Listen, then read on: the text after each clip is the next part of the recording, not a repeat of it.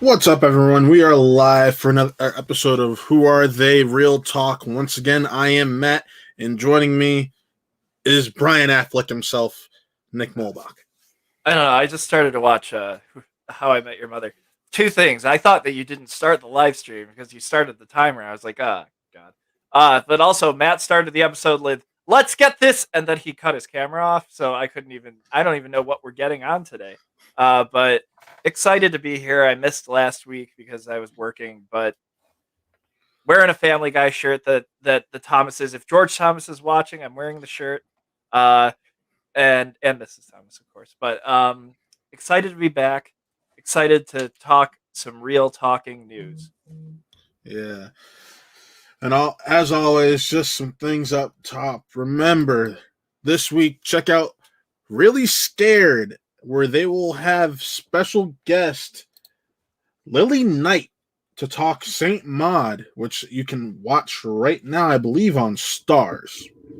I know the Really Scared guys were excited to be able to get one of the stars of the film and talk about it with her. I'm excited to see what they have to say. Yes, I want to check that movie out. I have been meaning to. I know. Dope. I watched Dope for the first time, by the way, and it's fantastic. But go on. Yeah, I know. Friend of the show, Alok Mishra, basically said that's one of the best horror films he's ever seen. He pumped it up to the guys for so long, and now that it's finally here for everyone to see, I want to hear what they had to say. So for sure. And then, of course, on Fridays, be sure to check out this man right here with the one and the only Chris Anthony Lopez to talk about wrestling on Wrestle Real. The Elimination Chamber is tonight, so I'm sure that we'll be talking about that. But we kind of plan things as we go. We're not the most conventional wrestling podcast in the world. So one week we could be talking about what happened in the week of wrestling. The other week we could be talking about just something completely fun. So tune in. We're excited to be back this Friday. Yes. And second to the last, we got Really Trivia Showdown. I had to record the other half of the announcement, so be sure to check this Wednesday. Check out the announcement of the tournament for singles and also Geek Galore. Really excited to finally get this going. And of course, tomorrow I got to update the graphic in this graphic pool. Spin from the Real with myself and Chris Anthony Lopez. This past week we had Chance Ellison on, and we talked about some of the matches announced. And tomorrow we have the one and only Brandon Buckingham from Schmo Me the Money and Mount Schmodown coming on to talk with us, because he doesn't really get a chance to ever talk Schmodown. So we're excited to have Brandon come on and really looking forward to doing that. Always really looking yes, forward. Always really. But without further ado, let's get the show on the road. And our first piece of news, this is You're beginning to cut out already. Paddington 3. We're talking about Paddington 3, everybody. Paddington 3 has been announced and is in production. Who doesn't love a good Paddington movie? The first two films are fantastic and are just so heartwarming. I've only seen the first one. And they're fun. They're the only films where I've seen the sequel really do better on Rotten Tomatoes, and it's kind of crazy to me. I don't know if it's still sitting pretty at that 100%. I think it's like a 99 still, but I know that our boy Tommy. I know our boy Tommy Bling is probably so excited because Paddington is his ish. So Tommy Bling, that story was definitely for you. Yeah, I mean, but I'm glad to see kind of just that random movie continue to get sequels after sequel after sequel, and it's not like one of those situations where it's like straight to DVD movie or something like that. No, this is another, however it's going to be released, Paddington 3 movie. It's not like it's going straight to DVD. Oh, my guess is the earliest you'd see it is late 2022 or early 2023. So who knows? Who knows where we will be at? Who knows? I don't know who makes Paddington as to where. Warner Brothers, if I remember correctly, and it's only in pre-production. They have to find a new director, and there's a ton to Paddington go is a on. money grab. It's going to be made. It's probably going to have a 300% on Rotten Tomatoes, and it's probably going to be better somehow. Paddington is the most underrated Toy Story type franchise I've ever seen before in my entire life. And by Toy Story type franchise, I mean it just for some reason It still stays good. it's consistently good and people enjoy it. So hey, give me Paddington 3. Talk me into Paddington 4, and let's just keep going. I love that marmalade eating bear. I used to have a Paddington book when I was younger that had like I only read it for like the small random 1-page comic book strips that were inside of it, but like loved me some Paddington growing up. See, So I didn't grow up with Paddington, so I don't have as much as a connection to everybody else. I watched the first film, I enjoyed it. I never got around to watching the second film. Probably should do that. I should probably check and see if it's on HBO Max listen, in 5 years we're gonna have an all-day Paddington watch along. All right, so it's gonna happen because we're gonna have so many Paddington movies to be able to watch, and they're all gonna be consistently good to the point that we probably won't talk at all during them. But yeah, love Paddington growing up, so I'm excited. I guess I'm excited to see a franchise from my childhood actually do well because like I don't always see that. Um, and I'm talking like obviously those books were around way before I was, but right. uh, but yeah, just love me some Paddington. Let's keep up with the Paddington. Goodness. All right. Well, the next piece of movie news we got going on is Captain Marvel 2 cast their villain, and that is Zawe Ashton. She will be playing the villain in Captain Marvel 2, Miss Marvel, and we'll get into this later when we talk WandaVision. But it will also include Proton herself. So, Nick, how are you feeling about this casting? Will she be playing? I always forget not Yondu's race. The villain Ronan the Destroyer. Kree. Yes, will she be playing a Kree? As I can imagine, the way that they left off the last movie. I mean, at that point, if it's supposed to take place in modern day, which is what I've heard, Yeah. will we be seeing a? Will we be seeing the Kree come back to get her, or because they did leave that film off? Just obviously, it would be post Ronin. They did leave that film off, saying that she has some form of a problem with the Kree. Obviously, well, like here's the thing. This is what bugs me because I wish it was taking the Wonder Woman 2 approach, because it was still the 90s when we left her off. Mm-hmm. Literally, we're gonna have this huge gap of information unless they're filling in major events that happened during that time between the first film and Endgame not explored. Really? That is true. I was kind of shocked that they weren't going to go this route. And I mean, I guess, was that confirmed that it would be taking place in modern day? Yeah, when you're throwing in Kamala Khan and right, yeah, and Proton, that's basically. Give me, I guess what's nice about it is that it has that ability to possibly go back in time.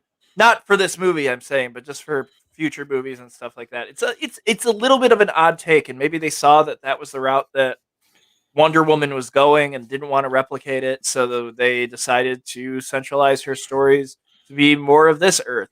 So I mean, I'll be interested to see what character. I'm not as well versed in the Captain Marvel universe of villains and stuff like that.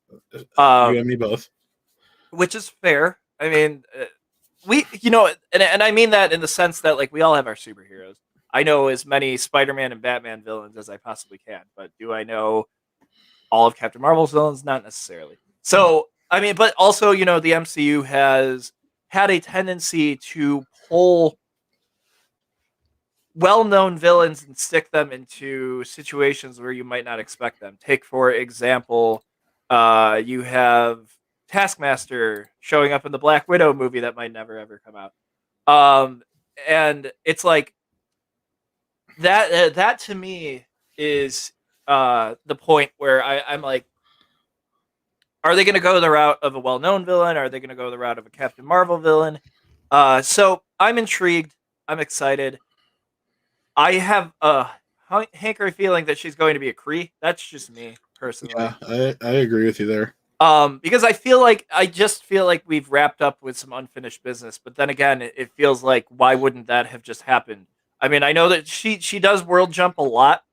That's kind of the hint that we were getting in Endgame was that She was taking obviously care of all these other worlds. right. So the Kree can't follow her everywhere. So maybe they finally found her, and this could be Ronan's daughter or something like that. Which I mean, I'm never. I don't know if that's a thing in the comics. I'm never necessarily a fan of that. But yeah, I hope that. I mean, I'm just excited for Captain Marvel too. I enjoyed the first one a lot more than most people, so So I'm did hoping I. for the best. And yeah, we'll see where things go. I mean, I'm excited. That first one is not doesn't gets more flack than it deserves. But that's just because people are gatekeeping, in my opinion. But that's just my opinion.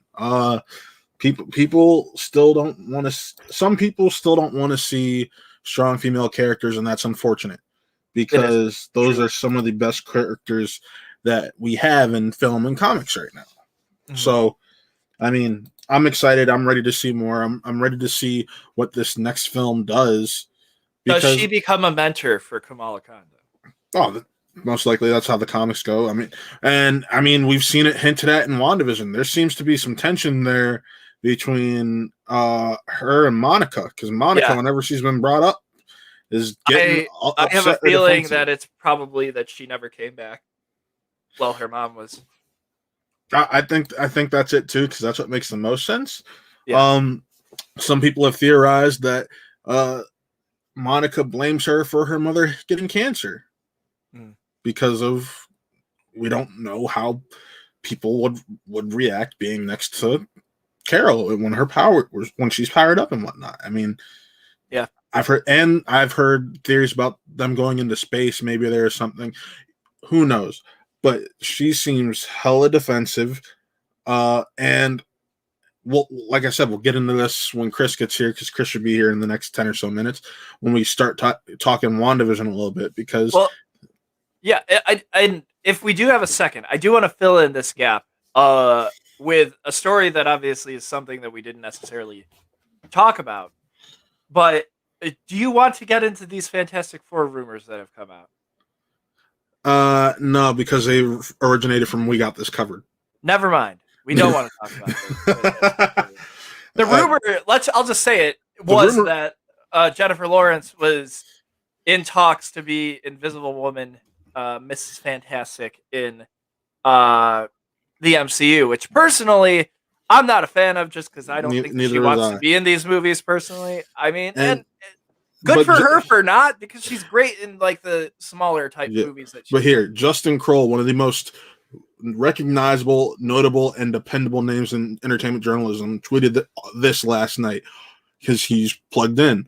All I'm going to say is this: Marvel just started meeting with writers on Fantastic Four. There is no script, and it will be a while before the film starts shooting. You normally don't cast someone until you have a script down. Unless, obviously, there's still that window of space open to say that Reed Richards is in WandaVision. Yeah. Which you could cast a person to appear in a movie, obviously. Right. And that would be the route that they would probably end up going. You could cast one person, be like, all right, we've landed on this person. But then after that, you have to do screen tests built around that one person. You have to have everyone test around them. Yeah. So, I mean, the second that I read that, I was really, really, really, really sour to the idea of it. Now, I'm very obviously glad that that's not going to happen, because Mark. Yes. And like, she's a great actress. I just don't think that she fits well in these, like, she has to play a character who's invisible. She didn't want to put makeup on to be a Mystique and still be recognizable. So it's like, I'm not a fan. I'm not. Yeah, I know you didn't see Dark Phoenix. You did. You could how much that makeup job was found in Dark Phoenix. Right, and like, I'm a huge fan of Jennifer Lawrence. Don't get me wrong. Like, she's just a great person in general. But it's just like, I don't think that she fits in these bigger franchises where. I just don't think that she fits in these bigger. I don't think she wants to be in them. Right. So, yeah, I'll be shocked if she takes that role. I can see it in a way, but yeah, Cast a person who's been vying for it there for a very long time now. Maybe cast a husband and a wife who've been vying for it for a very long time right now. Go on. Moving on. We have Marwan Kazari, who you guys may recognize as Jafar from 2019's Aladdin. Yeah, that was 2019, right? Yeah, that was 2019. I'm tired. It's been a long year. It's been a long year, been a long day. A long year. Long years, because 2020 just has thrown my movie release dates out of whack. Oh, all right. I was going to say, it's been a damn month. Yeah. He has been cast to play the villain in Black Adam. A lot of villain news this week. I was kind of shocked. Nick, how you feeling about it? You know how I feel about this is, what is a villain in a Black Adam movie? That's my question. Because it's like, they said at the panel when they announced it, he's going to be more of an anti-hero. I'm like, because you have the Rock villain. He's the villain. He's a huge villain, and to answer your question, not with me actually. I had a cup before, because I'll tell you, my entire day was sleeping and watching How I Met Your Mother, and like random video game things. So like, I needed a glass, but I have a nice water bottle that I just finished. Anyways, like, I heard Dr. Fate's supposed to be in this movie. You hear Hawkman's supposed to be in this movie. We know who Hawkman is, at least, so there's that. Yes. And it's like, I don't sit here and go, Dr. Fate would be a great villain in a Black Adam movie. Because Dr. Fate shouldn't be a villain. And like, right. Here is where I'm also here's where I'm coming into play. I think that he is going to be a made-up villain for this movie, which is a bunch of bullshit. Just saying. Make Black Adam the villain of the Black Adam movie. Is he playing Black Adam? I'm not a huge fan of. I'm not a huge fan of knowing that there's a villain in the Black Adam movie. Right. I just want to know, like, you know what? I'm doing it. That's terrible. because I'm just trying to figure out what this means for this movie. You know what I mean? And that would be a situation where I automatically want a name attached to it. If we're going to be announcing, our Hawkman, announce who he's playing, because I just want to know what the villain is, because it's Black Adam. It's supposed to be the villain. And it's that, like, I don't know. Like I said, this could be great. I'm not as hopeful for this movie, because I want Black Adam to be fighting Shazam. And I'm sure that The Rock has this clause where he's like, I can't be the villain because I'm The Rock. And my image is I'm The Rock. So I need to be The Rock in every single movie that I'm in. Which is great, because I love The Rock. I'm a huge fan of The Rock. But when it comes down to it, you want Shazam 3 to be Black Adam versus Shazam. Right. It's just like, at the same time, I'm like, this shouldn't be like Shazam versus Black Adam Dawn of Justice 2. Like, it just shouldn't be. Like, because at the end, they're going to spoil that Doomsday is in the trailer again. And then blah, blah, blah. I do want to say this. I was at work, and Johnny was on Clubhouse, and the other end, somebody is talking about the Mortal Kombat trailer, and they bring up the fact that Batman vs. Superman was ruined because they put Doomsday in the trailer. And I turned around to him. I'm like, for Clubhouse, you have to like tap on the screen to clap. I'm like, you clap for that guy right now, because that's the truth. That movie was ruined for me. Where were we? Oh yeah, Black Adam. Something about the villain of Black Adam.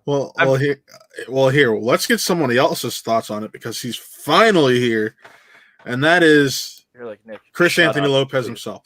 Hi, Chris. I don't think Cesaro didn't win the Elimination Chamber. I'm sad, but at the same time, it was a squash match. I don't think Chris gets the Brian Affleck joke. It's a How I Met Your Mother joke. Because Go ahead. It has to deal with Nick being compared to Marshall at all times, and Marshall was called Brian Affleck at one point. Yeah, by Sam Levine. Right. A friend of mine, shout out to John. He's actually rewatching How I Met Your Mother, And I'm like, damn, I gotta add that to my list of things I You have got to watch. 2 friends then, because I'm in the middle of my rewatch. I mean, I'm Yeah. watching it right now too. So Yeah. that's why my name is because I You saw that episode today. I watched the first 5 episodes today in my sleepy fit of watching Game Grumps and that. So like, It sounds like my Saturday night. Matt Riddle is the U.S. champion, by the way. That's Damn pretty right. cool. Oh, sorry, Riddle is the U.S. champion, by the way. So, Oh, no. Black Adam. Your thoughts on Marwan Kazari getting cast as an unnamed villain? Why do we have a villain in a Black Adam film? Your thoughts? First of all, I'm glad somebody besides Naomi Scott's getting work from Aladdin. Hell yeah. Well, Mina Masud ain't getting no damn work. we'll get into that later. We're going to get into that in a little bit. Yeah, well, for some potential work. So Yeah. this Black Adam stuff, he's totally not going to be the villain. Black Adam, I should say.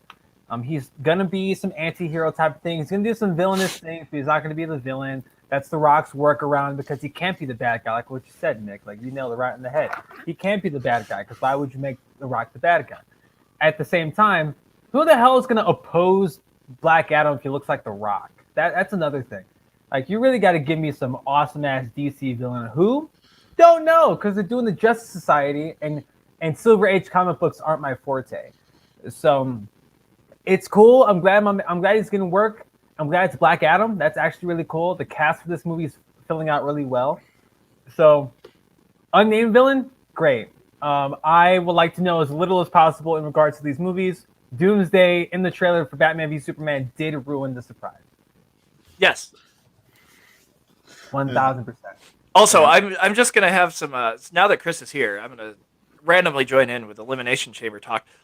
So apparently MVP was talking to the Miz backstage. Does this mean that he's gonna buy the Money in the Bank briefcase off of him? Bobby Lashley's gonna cash in at the end of the Elimination Chamber? Welcome to Russell. Let's keep that in. Hey, I'll stop now. I'm gonna keep that in the back. I of was my just brain. about to say, buddy, this ain't Wrestle Real Talk. This was That's one hell of a theory, though. I like that, Nick. I like what you're thinking. All right, but calm down. but yeah, move on to something that's totally not going to be divisive at all. Rian Johnson's Star Wars trilogy is still in the works. Who cares? The end. Let's go on. Well, we know how Nick feels about the Last Jedi. Chris, how you feel about this news? Okay. Rian Johnson has become one polarizing figure after The Last Jedi, and Knives Out was fantastic. Like Knives Out's great. I think Knives Out's great. Yes, it is. But his new trilogy. Who confirmed this? He was doing an interview and he brought it up. So apparently the reason it wasn't announced at the Disney Investors Day is because they're letting him knock out his other projects first, and ideally because a trilogy takes about 10 years to make, he wants to knock out these other creative projects before taking on the task that is a trilogy. So they're respecting that. And they want people to forget about The Last Jedi as that soon too. as That no, too. What? I mean, it's great that we got this confirmed. And like Rian Johnson, I think Rian Johnson's a great director. I love his work. And the fact, like when he got a Star Wars trilogy, I'm like, great, because at the time we were giving everyone a Star Wars project. Well, you know what's funny? It was announced before Last Jedi, and everyone got so excited because of how they thought Last Jedi was going to be. Because it looked great, and guess what? I thought it was. I thought it was. It's fine. I just there's so much. Oh, did we lose Matt? There's so much Star. No, he's there. Yeah, we got you, Matt. There's so much Star Wars. Give me 10 years until I get another Star Wars. There we go. Yeah, there is a ton, and that's the thing. And you can even say that about the Marvel stuff. Like they're pumping out a lot of it, and they can get. And I guarantee by the end of this year, I will be burned the hell out by Marvel. And Chris, we all know you. You probably won't. Well, okay. Can I say something though? I mean, like that time in between Endgame and where we were supposed to, and WandaVision was fantastic. You mean Spider-Man and WandaVision? Or Spider-Man and WandaVision was fantastic. I'm sorry, and I know that Black Widow was supposed to break that for me, but like, it was kind of nice to not reset my expectations, but just have some time off from it. That's all. It reinvigorated, which is why I haven't watched The Mandalorian, because it's like, I just need a break. Like yesterday, I spent 3 hours of my day yesterday talking about WandaVision, just episode 7, and it was the same conversation twice, but I'm like, yo, I love this stuff, and like you said, Nick, having that break was actually pretty damn cool. Like we got a year off, over a year off, and I'm like, now I'm really excited about this stuff again, because usually like we would get it and then we got to worry about the next one. Like now this year we got WandaVision and we got this. For Star Wars, we had like those movies every year at that point, and then after Rise of Skywalker, we had Mandalorian. Or around the same time, we had Mandalorian, and then now we just get those breaks in between seasons of Mando until we get that Rogue Squadron movie. So, like, which is until 2023. Right. So we had, and then we're gonna have shows in between then, but still, like, we have time, we have gaps, and with this Rian Johnson trilogy, it's gonna take a bit, and I don't want this universe again, because Star Wars and Marvel they go hand in hand. Like, it's all one universe, at least for now. It's all one universe, and you want these things to be spaced out. But I like what Rian Johnson did. I hope that they stray away from the main storyline of the Skywalker. We are. That was also. It's going to be different point in time. Completely new characters. Great. Like, and I hope that's the case. I hope all these people keep the same energy. Because if I hear the name Skywalker one more damn time, I'm gonna lose my shit. Like, that's my one. Like, I'm cool with, like, we're done with the Skywalker stuff. Like, we're done. Like, let's see some more things. I don't know. Does Toby Barkwell agree with you? I miss Toby. I'd love to hear it. Probably not. No, probably not. And that's fine. But see, you know me. I'm fine, Skywalker or no Skywalker. There's only one Star Wars film I don't like that's not tied to the Skywalkers, even though it technically is, and that's Rogue One. Totally that is so tied to the Skywalkers. We see Leia at the end. but no, I'm talking about outside of that last 5 minutes. There's like no tie to the Skywalkers. That's what Darth Vader is in that movie. Yeah, Anakin Skywalker is totally in that flick, and he does some cool shit. But he doesn't do the cool shit until the end. He has that one scene with Krennic, which you could take out, and the movie's still the same. Anyways, this isn't Rogue One talk. But either way, like, I get what you're trying to say, but that's still connected to the main storyline that the Skywalker saga put into place. Let's see some other shit, and hopefully Taika Waititi's movie is different than that. Hopefully Patty Jenkins at least tries to stray away from that as much as she can. And this Rian Johnson thing, same shit. Like, we don't know. We have no confirmation where Patty Jenkins one is taking place. Personally, I'd love to see it in the sequel trilogy era. But when I hear something titled Rogue Squadron, I'm sitting here. I'm like, that's probably OT, the original trilogy era. When you hear Rogue Squadron, that's probably OT trilogy. And if that's the case, then all right. Don't get me wrong. I'm still gonna see it. I can sit up here and complain and whine the whole damn time, but I'm still gonna see it. So I have a theory. I have a feeling it's going to be similar to Rebels, to where it follows of X-wing fighter pilots pre A New Hope, without the tie into the Skywalkers. What are you talking about? There's so much tie into the Skywalkers in Rebels. No, there's like Darth 3 episodes. Vader, Ahsoka, all that. That's still Skywalker. There's certain pockets. I'm not talking about. There's certain areas, like most of season 3. There's like no tie into the Skywalkers or Ahsoka for that matter. Season 4 is the same way. Well, Matt, you're looking like 480p right now, and I like the part that I did hear about that was like, Rebels did stray away from that, like how Mando strayed away from it for as long as they could. Like, until we saw the it still connects to the main overall story, but it still tells a story that you don't need to have these other characters or that name dropped, is what I'm talking about. Totes. And what I'm asking for Rian Johnson to do is I don't even want to have any similar names. I don't want to hear freaking Skywalker. I don't want to hear Ahsoka Tano. Give me something different. Something different. We don't even know if there's going to be Jedi or whatnot in it. So right. And hopefully there isn't. Because like, there's more to this galaxy than just what the hell we've seen in them 60 years.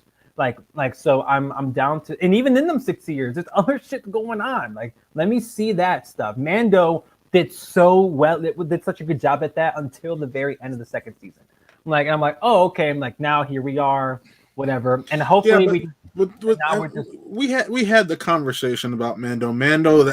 That little bit at the end made sense to go away from it for the most part going forward. and I'm not going to revisit this conversation because I do disagree with you still. No, I'm talking about now they can go. It's going to for them to go to Mandalore, and they don't have to.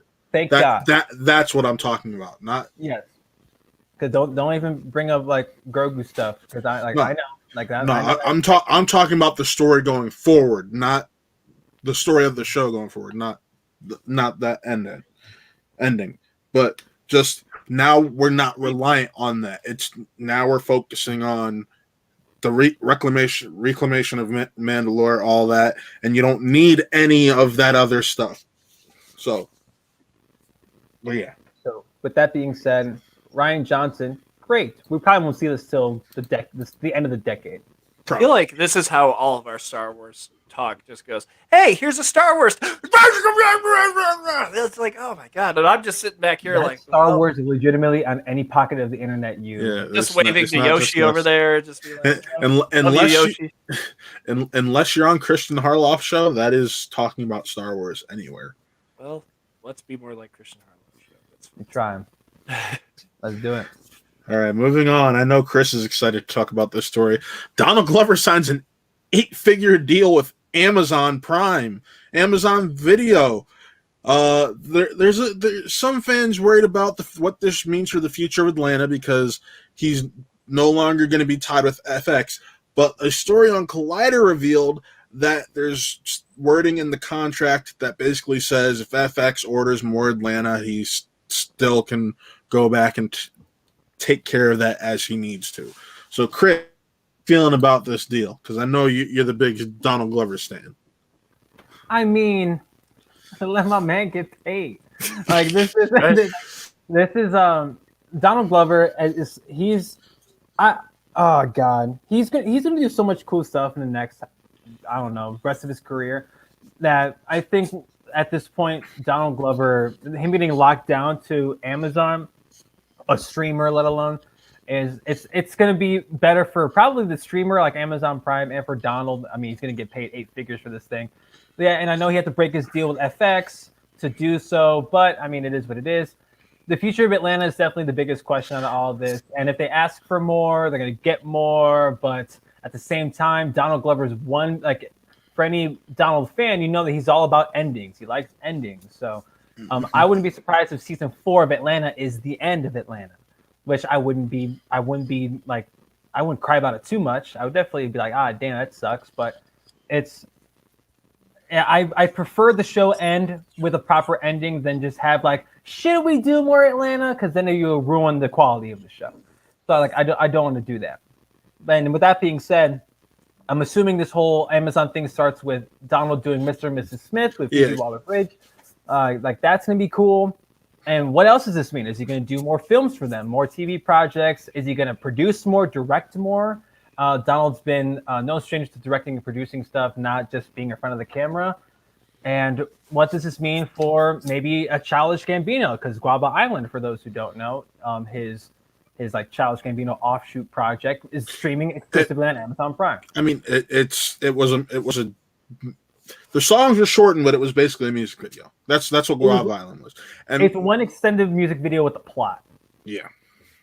So which I thought that he was retiring Childish Gambino after this next album. This next album. So supposedly, like after the Because the Internet album cycle, he's like, all right. Oh no, he did Waking My Love. He's like, all right, well, I got one more in me. That's Childish Gambino. Then he released that album, and then we're like, all right, so is that it? And we haven't gotten anything since. That last album we could have got 3/15/20 could totally be the last Gambino project, but we don't know. Yeah. Because Donald has released music under just his name, Donald Glover.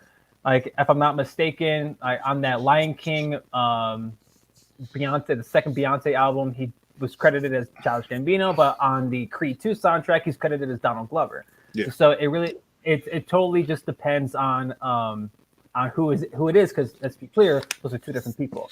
But yes, Donald Glover though, he's signed with Amazon, so we'll see if he brings Childish Gambino with him.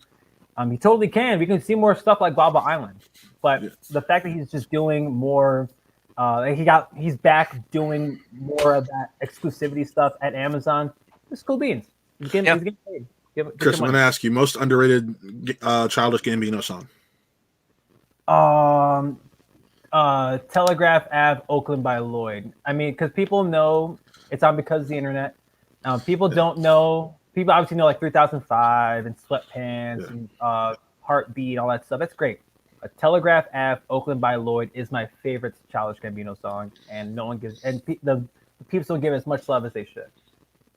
Mine is probably Summertime Magic. It's a nice soothe jam. It's a nice. It's weird to say, but it's a banger, but it's soothing at the same time. I listened to it earlier today. I love Me and Your Mama. Me and Your Mama. That's a great opener. Probably. Nah, I don't say it's best, but it's definitely really, really good. I could listen to that song as loud as I possibly can in my car and blow out my speakers every single day. It's great. It's one of my favorite. When it gets into that, bam! That's just man. Mm-hmm. You know what part I'm talking about. It's hard, dude. Me and Your Mama and Awaken My Love as an album. Like I know some people don't like it, especially because Donald doesn't rap on it. It's such a good album. It's really, really good. Yeah. So and Guava Island came after Awaken My Love because there are some songs in Guava Island that we haven't heard. This Is America, Summertime Magic. Those were songs that were more singles that.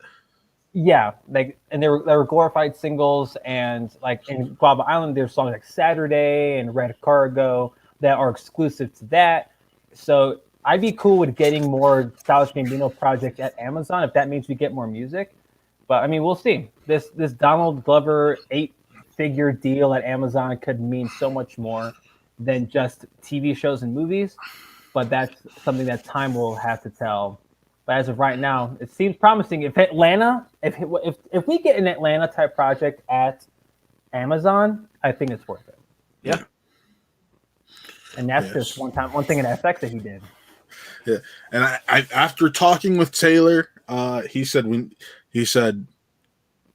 need to carry the torch. We're gonna start covering horror news on here. Oh shit! So. Jordan Peele's next film is reportedly going to star Keke Palmer and Daniel Kaluuya. It's supposed to release summer of 2022. It says next horror project at Universal. How you feeling about this so far, Nick? Keke Palmer's playing the villain, I've heard. Yes, I read that too. So I'm excited. Hair, Kaluuya, and I mean, listen. I just saw Judas. It's fantastic. I'm probably going to praise that movie like crazy and praise his performance in it like crazy. So my man could do anything. Literally anything. He could read the freaking phone book in an hour-long movie, and I'd love the hell out of it. But yeah, no, I'm excited. I know that I'm in the boat of of loving Us just about the same as I did Get Out. Me too. I mean, not a lot of people say it. You know, I might even love it a little bit more. So Jordan Peele is a director that can do no wrong so far in my eyes. I'm excited to see this project because I mean Keke Palmer doesn't necessarily get a lot of love out there, and she's been in. She was great in Hustlers. We loved her. I remember we talked about her in Hustlers. We loved her. And I mean, and she does a lot of TV, so that's kind of not my wheelhouse necessarily, but yeah, no, I am super duper excited to see this project just because it's got Jordan Peele's name attached to it. So yes. You can cast Matt and I instead of Keke and Daniel Kaluuya, and I'd still be awfully excited. Like I think the thing with this one though is that Kiki's the villain. That's where my mind went. Shocked. I was like, we're hearing about the villain for the first time, like. Mm-hmm, like that, I know, and I'm in the minority. I still haven't seen Us. We gonna fix that soon. Don't worry. No, we're good. Like I do love Get Out. Like Get Out, I think it's incredible. One of my favorite movies of the last. So I think I'm a fan of Jordan Peele from what I've seen. Obviously, from his comedy and his horror stuff. He produced Candyman, so we'll see that later this year, hopefully. And he produced Black Klansman. He produced Black Klansman. That's, granted, it's not a horror project. It's still really good movie. And co-wrote it, if I remember correctly. If he co-wrote Black Klansman, well, I'm gonna look that up right now. Word. But I like Daniel Kaluuya. I feel like that man could do no wrong at this point. You need to watch Judas, bro. I know. I still need to watch Judas. It's on my watch list. It's you have 7 more days of Black History Month. Do it in the next 7 days. I'll do it. Hopefully, maybe I'll get to it tomorrow after our show. But what we got going on with this flick, Jordan Peele, just him directing the movie gets people excited. You bring in Daniel Kaluuya, that immediately brings people back to Get Out, and we saw how good Get Out was. So it's like, oh, like maybe we can replicate that same magic. And now you bring in Keke Palmer as the antagonist. So I don't know if Keke Palmer's played a villain or any type of antagonist in her career, but this would be one hell of a launching project to kick off that second wave of her career. Because obviously, like what Nick said, she has been on TV, and she has done movie stuff. She has done TV stuff, but she's not like, I wouldn't say she's like a B-list actress, you know. Keke Palmer, this could be a great vehicle for her if done correctly, and if she acts her ass off, which odds are if Jordan Peele casts you in a movie, you're going to be pretty damn good. So I'm excited for this. Like, will I see it? I don't know, but Daniel Kaluuya, Jordan Peele, Keke Palmer, on paper that gets me excited. Yeah, and keep a lookout. Halloween 2021, Chris screaming his ass off at us. That's no. Hell yeah, no, I will be on there for that one. That movie. Hey, that movie's one of my favorite of all time. To be fair, when Really Scared restarted with Connor and Taylor, you did promise to watch it with them. To be fair, you did promise. I have no recollection of that conversation. I will bring it up at Watch Summit on March 2nd. Yeah. I have no idea what you're talking about. I will be Really Scared to talk about horror movies soon, but nothing regarding us. Only movies I've seen. That just feels like you're just wimping out of it. Right. Sorry. Like, if that was supposed to hurt my feelings, it didn't work. So. I'm kidding. I can never hurt your feelings, buddy. No, but that movie sounds dope. All right. Well, moving on. I know this is gonna stir a conversation. Danny Elfman is going to be doing the music for Sam Raimi's Doctor Strange 2. You mean the composer of Justice League, Danny Elfman, is going to do the music for Doctor Strange? Batman? Or is give me more. Give me Elfman. Sorry, I'm sorry, very excited. Or what Taylor was so quick to point out in group chat, the composer of the first 2 Spider-Man films. But more importantly, the composer of Justice League. Let's not forget that. No, but seriously. Obviously, Sam Raimi and Danny Elfman are no strangers to one another. They did those 2 Spider-Man flicks, which are still highly regarded as some of the best comic book films ever, which is crazy because they're almost 20 years old apiece. Yeah, don't remind me. I feel like we're feeling old now, Chris. Don't. Like, it's crazy. I am too. Well, I said we, as in all of us. I don't know. I whatever. Yes, agreed. Yes. So, Danny Elfman's still an incredible composer, a great singer too, by the way. And yes. I love Danny Elfman's work. I revisit some of his scores from time to time, and the fact that he's coming back for Sam Raimi's Doctor Strange 2, that's awesome. There's more frequent collaborators and bringing people back in. I wonder if we'll complete the trifecta and just have Tobey Maguire be in Spider-Man 2, but not be Spider-Man. That'd be the craziest shit. Oh, don't scare me like that. No, but there will be a lot of scares too in Doctor Strange, presumably, especially if you're bringing in a guy like Sam Raimi. Yep. Like, you went from Scott Derrickson to Sam Raimi, 2 guys who are known for their horror stuff. I'm pretty sure we're going to see some spooky visuals in Doctor Strange 2. So Danny Elfman coming back doing the score, great. Like, I think that sounds awesome. Very, very excited for this. I just love. I could throw on, because I mean, technically, he created the Wonder Woman theme, right? Give me some Wonder Woman theme. No, he did not create the Wonder Woman theme. That was Junkie XL, right? That was Hans Zimmer. I am thinking about the wrong thing. I'm thinking about the wrong thing. Chill. But yeah, I'm excited. I love the Batman theme. Give me a break. There we go. Yeah. And the Spider-Man themes. You love both of his Batman themes, because he also did the music for the theme for Batman the Animated Series back in the 90s. Absolutely. Can't get enough of it. I love it.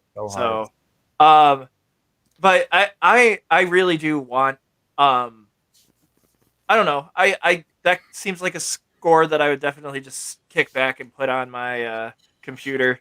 Add that to the list. So yeah, I'm super duper excited for this. I I'm mean, ready to get you can't forget scary. about his work on the 50 Shades trilogy either. Right. Yeah. I mean, just iconic cinema. More movies I haven't seen. That's the next charity watch along. It's 50 Shades. Actually, it's going to be. I'll do the Men in Black series before I do that. It's going to be Paddington in about 5 years. Yeah, We have so many I damn heard that. Paddington movies to talk that I'm really excited for that one. I'm going to be running that one. We're actually going to have Paddington on the stream. I'm sorry that You booked Paddington? Yeah, Tom, I booked Tom Paddington. will be running that one. You can co-host with Tom. I booked Paddington. He will be there. Yeah, we booked the bear. Marmalade all around. Yes. Marmalade all around. All right. Well, we mentioned Mina Masood. Chris, is that which is Yeah, it? Mina Masood. Mina Masood. And there are rumors, back to Star Wars for a minute, that he has been cast as Ezra in the Ahsoka television show. And honestly, as the resident Star Wars nut here, I'm living for this. Oh, give me this now. I'm not the resident Star Wars nut, and I'm saying, please, for the love of God, that sounds fantastic. Like he so has good. look. He has look. You just pop in some purple contacts and give his hair a little bit of shade of navy blue or purple, and that's him. That's him. Yeah, I'm excited for this. This is. I'm hoping it was reported by Kessel Run Transmissions. I'm hoping it's true because I loved him. Like Nick, I know we raved about him and Naomi Scott when we saw Aladdin. Yeah, like a lot of people. He's were charming. just like, he's Naomi. great. Yeah, he's just got this. He's got this charisma to him, and that's someone who people look at me crazy when I say this. I like Rebels more than Clone Wars. Oh. That's terrible. I don't even have a stake in that. I just want to play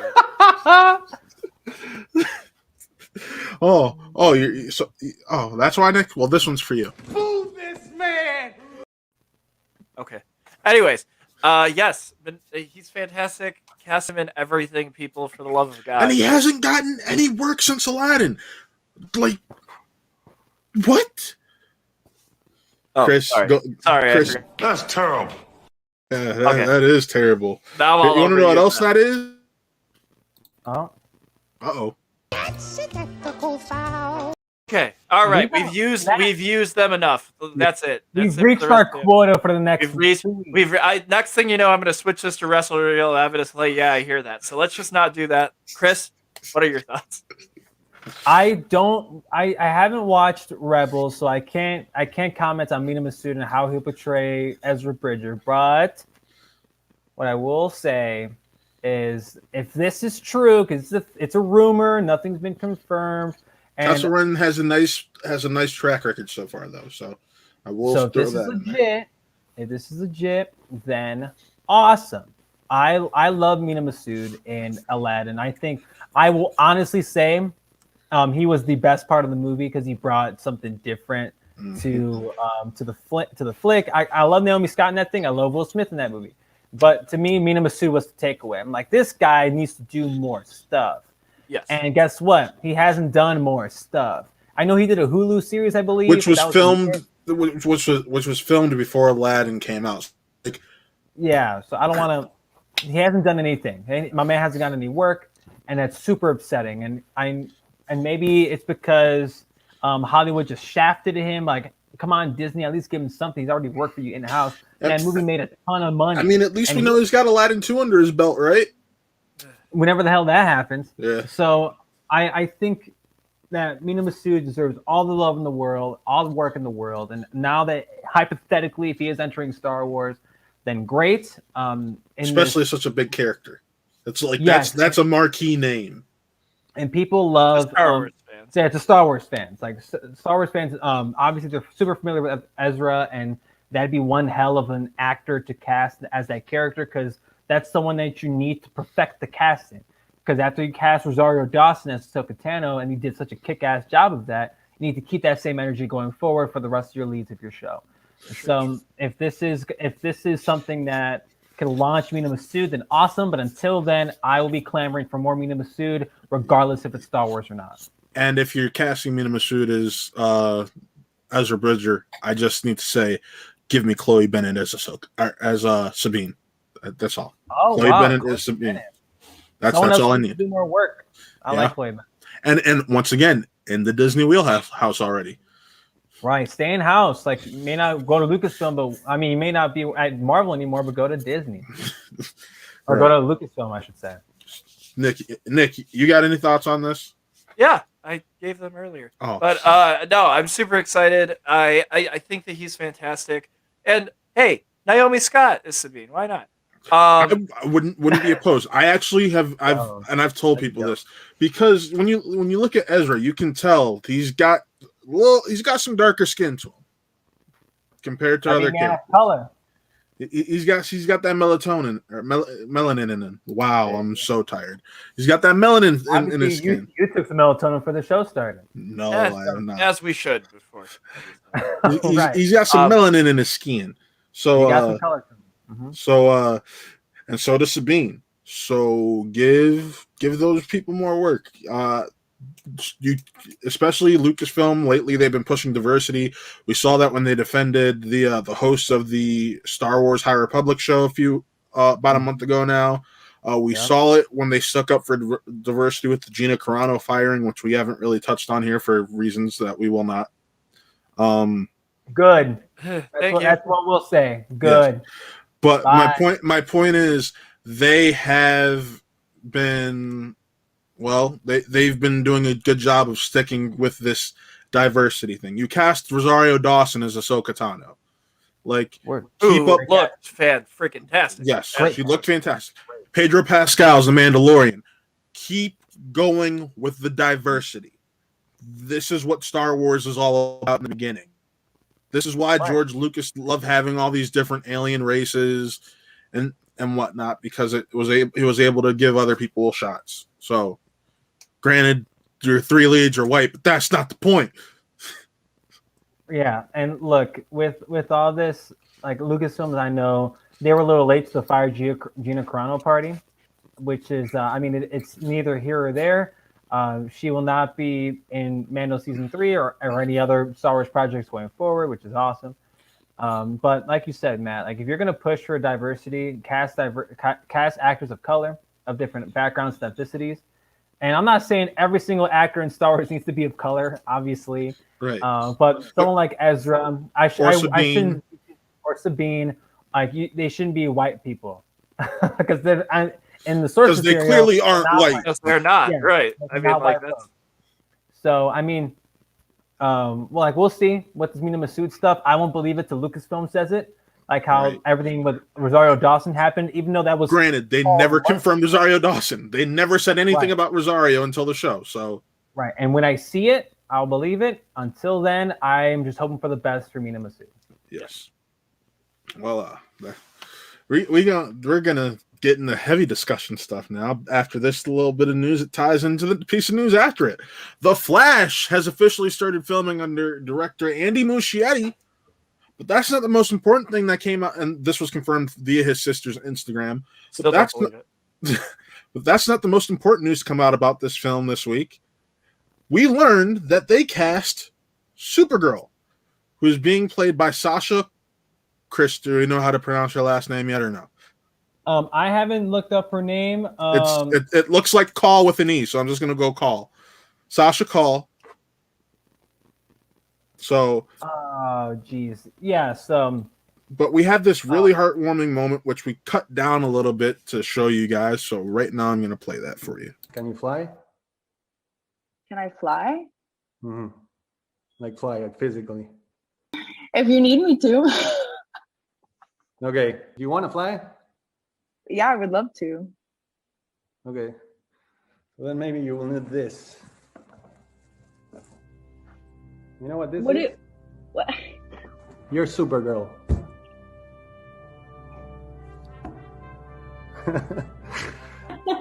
Felicitaciones. Muy bien.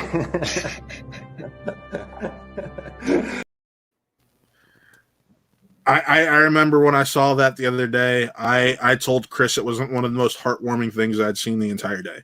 Oh yeah. It really just it brought a tear to my eye, especially because it's someone of color, which we, to be honest, none of us probably expected that when it came to Supergirl. None of us expected Supergirl. Like, none of us expected Super. Yeah, where the hell did that come from? Chris and I were on. We have the high ground from the pop culture universe with our buddy Boggs and Colin, and I went in the private chat. I'm like, "Yo, they just cast Supergirl," and it was funny because afterwards, Chris looked at the wait. Because I said something, Chris was like, "Wait, they cast Supergirl." I'm like, "Chris, she's Latino." He's like, "They cast a Latino." He's brown. She's brown. Chris nearly cried when he heard that. No cap. She's brown. Like that. The thing. I know Supergirl's not the most well-known DC character, and yeah, she has her own show on the CW.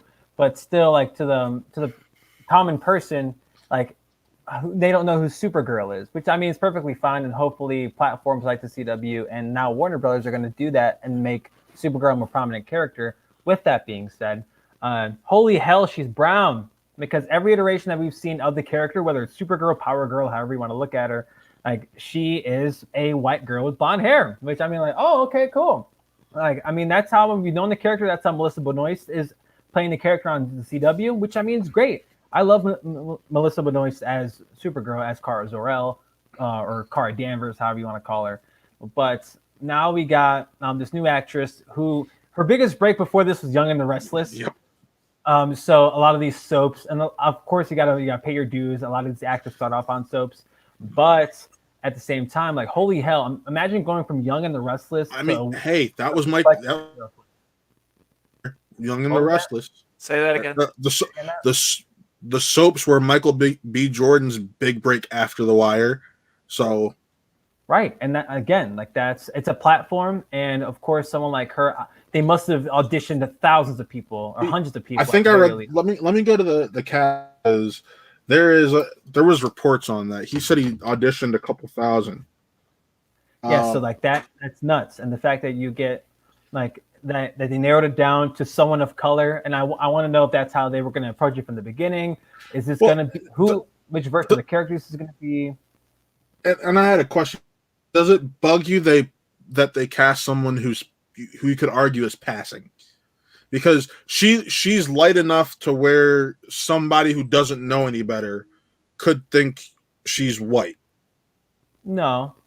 Okay. No, like They that. just No. casted somebody. I mean, like. Yeah, I mean, she could be half white. Like the like to me, like the other half still makes the difference. And so, like, because like what I mentioned, Kara Zor-El primarily has been she's white with blonde hair. That's how we've always seen Kara Zor-El up until this point, apparently. And like that's so dope to me. If the biggest story obviously is that they casted a Latina as Supergirl. The second biggest thing, holy hell, we're getting Supergirl in the DC Extended Universe, or in the world of DC, pretentious ass name. But the Flash is showing so much different stuff, like from different pockets of the DC universe. Now, the biggest question is, talk about passing. Is this character just going to be in this movie, or are we going to see her going forward? Over 400 auditions is what Muschietti said. Still pretty awesome. Yeah. So, like, are we going to see more of Kara? Is this the Supergirl that was teased forever ago? Probably not. Is this a Kara Zor-El from a different universe? Probably. But either way, can she stick around? Because I think this would be pretty cool. Some people, just how they write out Henry Cavill's Superman. Bringing in Supergirl. We've heard this movie is going to be Flashpoint inspired. Right. Yeah. Some people have theorized that when he does Flashpoint and then he comes back, it's going to have lasting effects similar to a snap in the MCU. Except instead of having Superman, it will now be Supergirl. No, totally. And that's how the Flashpoint storyline even panned out. Like, obviously, Barry went back, saved his mom, came back. Things were different. They undid it, but some things are still different. And hopefully they're different for the better. Now, in this case, if that means writing out Henry Cavill's Superman, that's a bummer. I think his Superman's awesome. He just got the shaft. over the last decade. The fact we've only seen him in 3 movies is a crime.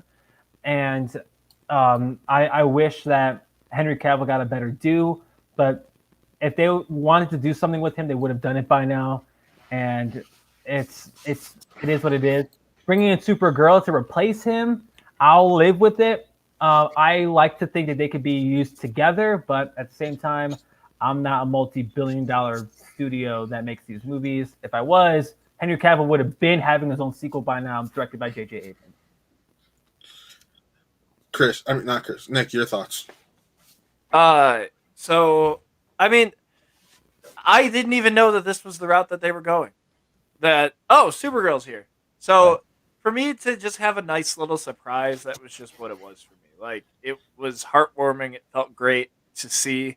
And yeah, I was really excited when she got casted, no matter who it was, just because it's another talent that is getting a chance to shine. And yeah, I'm just love to see it. Love to see it. Different. It's different. Yeah. It's very for sure is different. I'll say this, Chris. I'm on your side. I want to see her paired with Cavill's Superman, because Supergirl and Superman stories are so intertwined. Because she was technically sent to Earth to protect a young baby Cal. Her pod gets knocked off course, and she arrives later. Yes, she got sent first, arrived second. Yeah, decades later. So she's the older cousin, but at the same time, she's not. And I want to see that. I love that we're getting Supergirl. I would have preferred it in a Man of Steel sequel. Totally. That dynamic would just be so interesting, because if he was the first real natural birth in generations, I want to see the different mentalities between these two cousins. Yeah, and we've seen it in other mediums before with Supergirl and Superman. On television and animated movies, they've done it really well, in my opinion. I think the latest DC shows probably got it best when we've had Tyler Hoechlin show up. Yeah, I like that. To me, I don't like I don't want this to turn into how they portray Superman on the CW. I'll just be setting this up. I know you and I could go. He said he doesn't want to turn. Chris, I know you and I could go in on that, and I do. If you're free this week, I'd love if we could review the first episode together. The first. If I can, it just will not be a Who Are They production program unless we did our production meeting here. So, I'm just saying, if you're free this week and you'd be interested, to watch it, then totally, 100%. But no, I like that they're bringing her in. She's a person of color. That's awesome. How they're going to treat her in the movie, we'll see. Will we see more of her? We'll see. Hopefully, we do. But I think it hurts that she won't be interacting with Superman. Like, I think we're doing Kara Zor-El, we're doing Kara Zor-El a disservice, an injustice. As far as we know, she won't be interacting. We could be in for a shock, and Henry Cavill is a part of this. Right. And I hope I'm wrong. But as of right now, I'm viewing Kara Zor-El as doing like a solo feature, hopefully. But after this Flash movie. But damn, it's a bummer that they're not putting her as Superman for now. I mean, it can't be as bad as the Superman movie or Supergirl movie we got in the '80s, bud. That's a whole. Ain't that the truth? That was gross. I tried watching that one day, and I couldn't even get through half an hour. It's not good. It's not good. Not even entertaining. But I just hope they treat the character right. Let's just do good. And DC, for as much shit as they get, I think they transfer their characters really well off the page from screen or to screen. So I like the interpretation. They just haven't. They do it well in their shows and their straight to DVD movies. They've struggled mightily outside of Batman and Superman and Wonder Woman on the big screen. The biggest issue is the writing, in my opinion. Yes, the performances are great. I love Jason Momoa's Aquaman. I love Gal Gadot's Wonder Woman. Ezra Miller's personal life aside, I love him as the Flash. Yes, I was more so thinking of like Catwoman and. No, I'm talking that's right now. Ezra Miller as Flash was awesome. I will say they have Awesome. nailed That's they all I have can say. It nailed was all the awesome. castings for the DCEU Wait. characters. I'm not talking about the DCEU characters. I'm just talking about DC films in general. Oh, sure. Yeah, sure. Outside of the newer iterations, they've struggled. You can I should have said arguably outside. still say they're hit or miss depending on who you ask. Yeah. Although it seems like more people, once they got to know Jason Momoa's Aquaman, were on his side, and they love Gal Gadot's one of them, and like you said. But yeah. I mean, they've struggled. Whether it's casting villains, I'm looking at you, Arnie, or it's casting heroes. Brandon Routh, you redeemed yourself with Crisis. You were the only good part about great Crisis. in that movie. I don't want to hear any Brandon Routh slander. He was so good as Superman. That movie. No. Here, I say this. He was good. It was just Bryan Singer did a horrible job directing him. Right. George Lucas. I would even go as far as to say that Brandon Routh as Superman was awesome. Wink. Chris will get that. But yeah, but you know, I'm excited for this. I don't know where it's going to go. I think that it's going to be the new Superman or Superwoman or Supergirl. I just don't think that it's going to be. I want to know why Chris is freaking out. So just please explain. The Miz cashed in his Money in the Bank on Drew McIntyre. He's WWE champion. Parma. Hey, we love Parma. Anyways, it's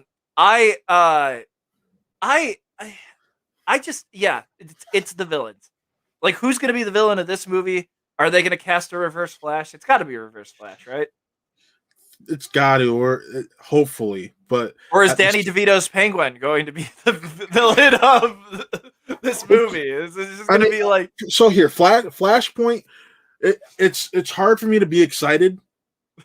Sorry, I made Chris lose his damn mind. I'm back. Yeah. It's here, and I know Chris has watched the DC animated films too. And Nick, I think I showed you this one. It's hard for me to be excited to hearing that they're doing Flashpoint. Yes, because that DC animated film was still one of the best superhero films, even though it was direct to DVD, that I have ever seen. Woo! That's bold. Very skinny it's very skinny Superman from that movie. Oh yeah. Movie. Or but comics, no, I guess. That was one of the best. Like, DC does a killer job with their animated films. Flashpoint is still one of my favorite superhero films, bar none. Ooh. That and Under the Red Hood are my two favorites. Yes, Under the Red Hood is. I like those takes. But like Chris, some people would say they're bold. Some people would be like, no, those aren't bold because people praise the DC animated stuff. I like that take. I don't think it's hot. I think I've heard other people say like that movie is really good, and some of their favorite DC movies, not even just their favorite superhero, or not even like ever, not even coming from folks who do movies all the time like we do. I love the beginning of The Killing Joke. Sorry. You love Batman getting laid by Batman. Stop it! Don't stop it. Flashpoint Paradox is really, really good, and if they do Reverse Flash in this flick, which is what we're assuming, which is probably going to happen, it's inevitable. It's inevitable. They need to this needs to be in a 2.5 hour movie, in my opinion, then, because it probably will. Because this is his first film. You expect me to be like, okay, imagine, even though I know the characters, imagine I'm this normal audience member who doesn't really know anything. You really expect me to try to understand Reverse Flash? That, in my opinion, that would be one of those characters you actually have to build to. Yeah. The Flash. The Flash is such a beloved character for never having a live action movie, and this would be one hell of a way to debut that character and to show how meaningful that character can be by him. And honestly, let's be real, they're doing Flashpoint so they can reset the universe and how they want to reset it. Absolutely, they are. Like if they want to do a Flash movie, Flashpoint is not how you start, but because they're doing a Flashpoint-esque or a Flashpoint influence flick, it's to rewrite their universe. Yes. So that's without having they can change what they want to change. So I'm still not over the fact that this movie's existing. That Andy Muschietti is going to do it. And damn, after coming off it, it's like, oh, yeah, let's do some Flash. Like that's all right. Word. Yeah. I'm super stoked for this movie. And I know we strayed away from the Supergirl part of this piece of news, but like Flashpoint, this could be a big deal. This could be like, bless you. This could be like, it's crazy. This might sound crazy, like Spider-Man 3-esque hype. You know what I mean? Like It's Spider-Man 3. This upcoming one. Both of them were pretty damn hyped. I'll tell you. Really, like this could be some Spider-Man 3-esque hype if they do. If a trailer drops and they show us Michael Keaton, if they show us Supergirl, if they show us Reverse Flash, this could be like, whoa, like this is new. Who's Reverse Flash? Michael Keaton's back. What? Like that's. I think this could be really, really cool, and a way to not only treat the character right, flesh the character out, introduce new people, and honestly take out the things you don't like anymore in your universe, like Ben Affleck. I can't figure out who I'd want as Thrawn because who plays Thrawn? Sorry, yeah, wow, that tired end Star Wars. Matthew McConaughey. McConaughey.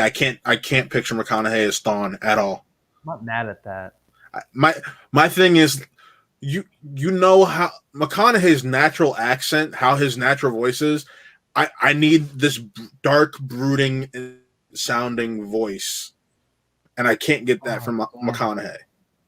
I can't, because he's always going to be that Matthew McConaughey voice. He's in it in the Lincoln commercials. He's in it in every movie he does. A little bit of Southern twang to it. I can't. I have no idea who you cast as Eddie Thawne. Like, because here's the thing, Chris. You've watched the Flash TV show. Oh, yeah. What's his name? Perfect. Rick Cosnet or something like that. No, you're thinking of younger. You're thinking of the Descendant. Oh, you're thinking Tom Cavanaugh. Thank you, Tom Cavanaugh. He does a perfect Eobard Thawne. Yeah, Eobard Thawne. Who the? I have no idea. That's a thinker. Damn, I wasn't prepared for that question or that hypothetical. Shit. Oh, let's go. Dylan, you're here. Oh my gosh, we have missed you so freaking much. Oh, sorry. That just made my whole night. Oh, Dylan. Dylan's back. Okay. Russell Real's favorite. Dylan and now spilling over into the main show. But yeah, I was. I mean, do you cast somebody that's substantially older? Do you cast somebody? You got to cast someone like their 40s, most likely. And it's like there's been a lot of people who have already been casted in those types of movies. Like a Chris Pine would have been interesting. Damn. Wait. Chris, hear me out. Timothy Olyphant. No. I like if I can take Chris Pine from 10 years ago, yes, I would. Timothy Olyphant, I'll be behind you there. Who? Zachary Quinto? No. I just thought of one that I absolutely love. The guy who plays Dexter. No. Oh, Michael C. Hall, is that his name? Yeah, Michael C. Hall's his name. I can see that. This one just popped in my head and I can't let it go. Carl Urban.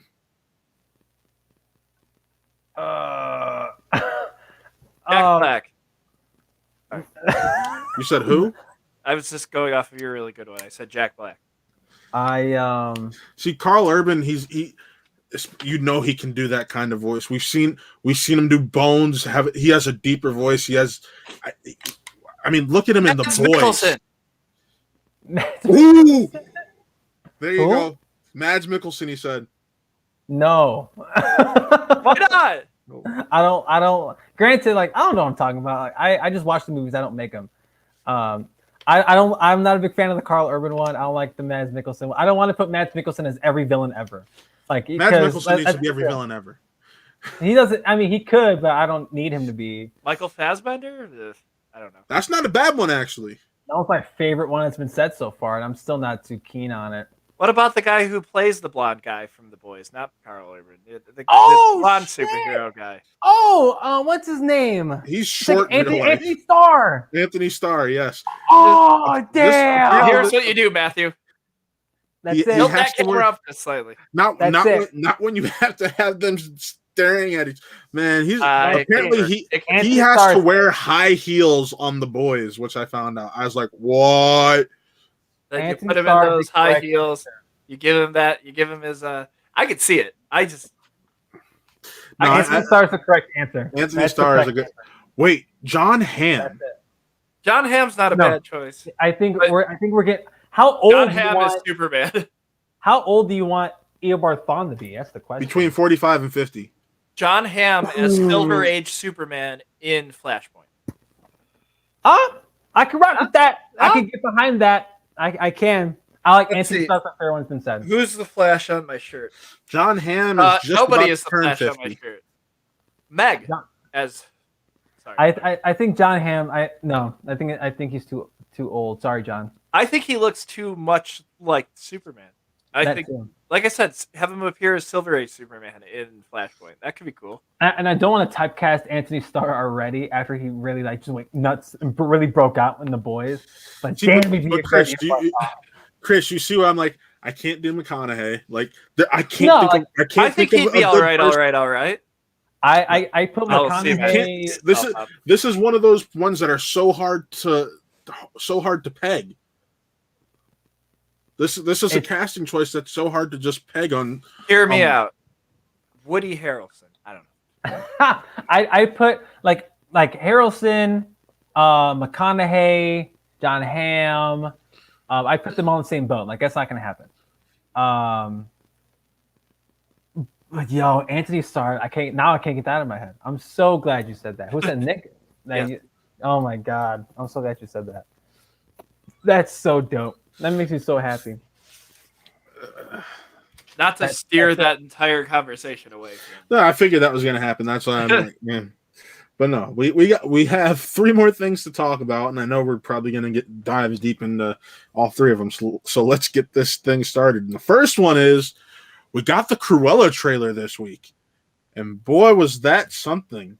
We're going to start off with resident Disney head Chris. Chris, how'd you feel after watching that Cruella trailer? This rules. Right?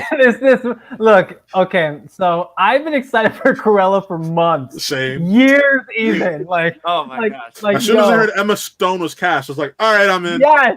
yes. When we saw that picture, that one promo picture we got of We're her and like, Paul Walter Hauser. yeah. Paul Walter Hauser, like, yo, like this looks awesome. And then the trailer drops out of the freaking blue. Like one day Disney's like, yo, trailer tomorrow for Cruella. It's like, wait, what? And then we get the trailer and it's like, yo, this. And I know people are calling it the Joker, but with Cruella. I said it's what the Okay, Joker should have That's been. fine. That's the perfect plot for this movie, but just don't make her good. Like, Yeah, and I hope that they don't take the Maleficent route. Like, Right. don't try to spin it and make her a good person. No, she's a No. piece of garbage. I think they've shown they're not going to make her a good person. I looked at this trailer. I said, oh, so this is what the Joker should have been. Gotcha. More original. whatever. That's definitely a take. As someone who's only seen Joker once, I thought once was enough. I saw it twice because I tried to give it a second chance, and I still think I it's really shit. dug it. I really liked the Joker, or Joker, I should say. But I mean, I really dug the. Sorry. I just thought the movie was too heavy, I can't. That's why I don't rewatch it. It's because. But see, that's my other thing. I don't think this is going to be heavy-handed. That was one of the issues I did have with the Joker. I thought it was heavy-handed, and I'd seen it before. This looks way more original. It looks the comedy in this. Oh, I shouldn't say comedy. Cruella is being a smartass the whole time. yeah. The notes that she hits. I can get behind this. I think the supporting cast is really dope. I saw was it Mark Strong Yep. and Emma Thompson. Emma Thompson. Like that's really dope. But Paul Walter Hauser's in this thing, and I mean, I know who I've seen the black actor, the other crony in Game of Thrones. I just can't remember his name currently. but I think the cast they fill the cast out really well. This movie, I don't want freaking sequels. Not everything needs a sequel. Like this origin story for Cruella, it looks awesome, looks gritty, looks dark, but not too dark to where we gotta worry about like any harsh subject matter. Granted, she is killing dogs, so we'll see how that goes. But I love this trailer. I love this trailer. I watched it a few times. It looks like she may be killing a human or two in this trailer. Right. Did you see her with that I'm like, is that an ice pick?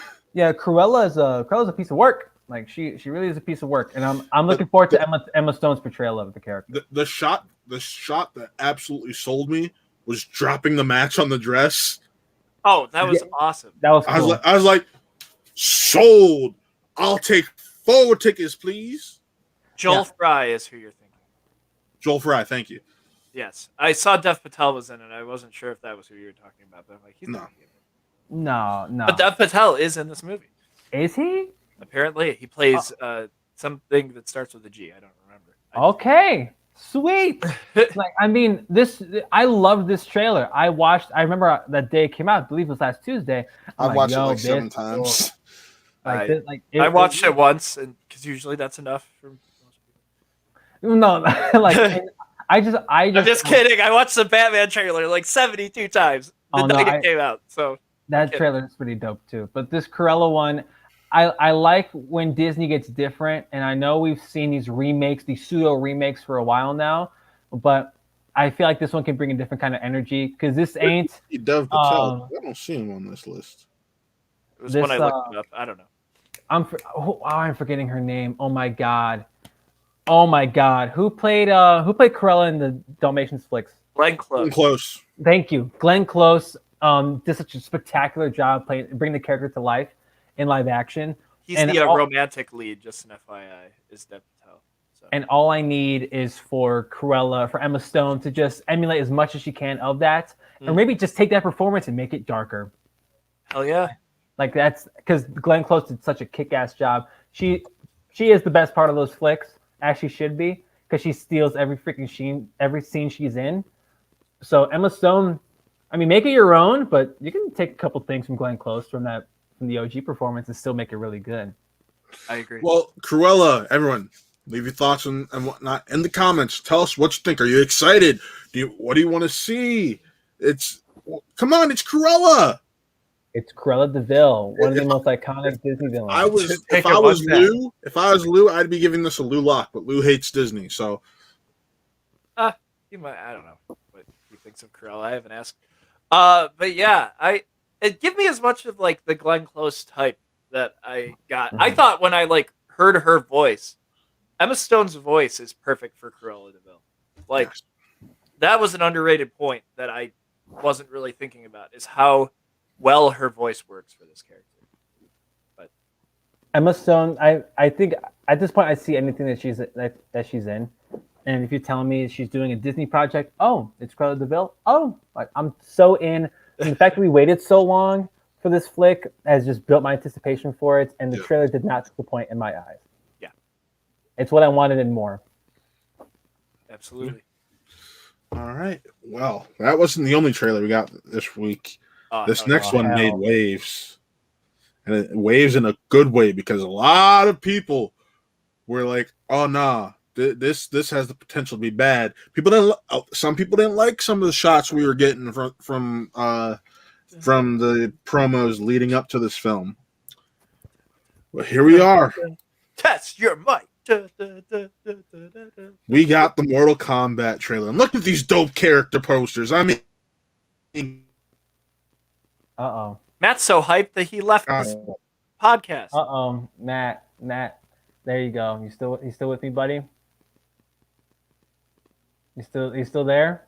Oh my god. Oh Jesus. Yeah, I'm here. You're.